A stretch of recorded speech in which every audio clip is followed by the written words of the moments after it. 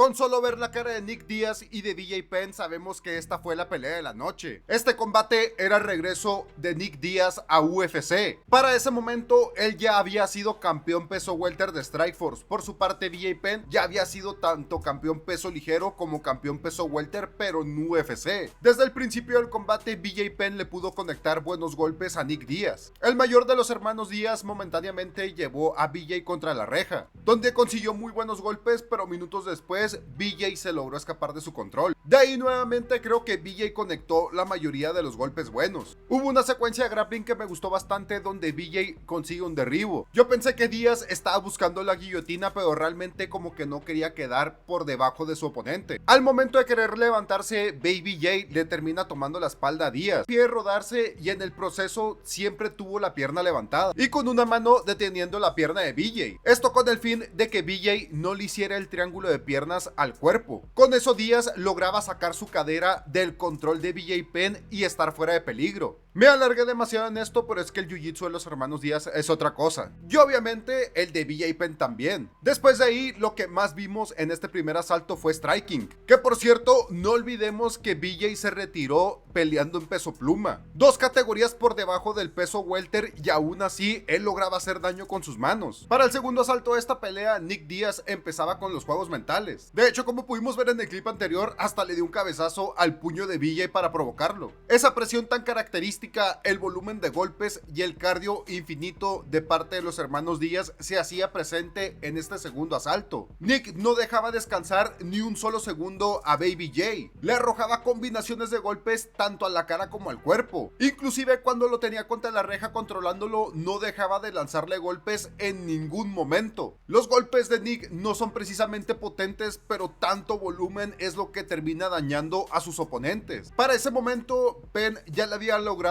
hacer daño en el ojo a Díaz. Y aún con ese daño, Nick seguía mostrándole la cara para provocarlo. Creo que todos hemos tenido esa pesadilla donde le pegamos a alguien y este se ríe de nosotros. Bueno, creo que el mayor de los hermanos Díaz es la representación física de esa pesadilla. Y la cantidad de daño que recibió BJ en el segundo para el tercer asalto fue aún peor.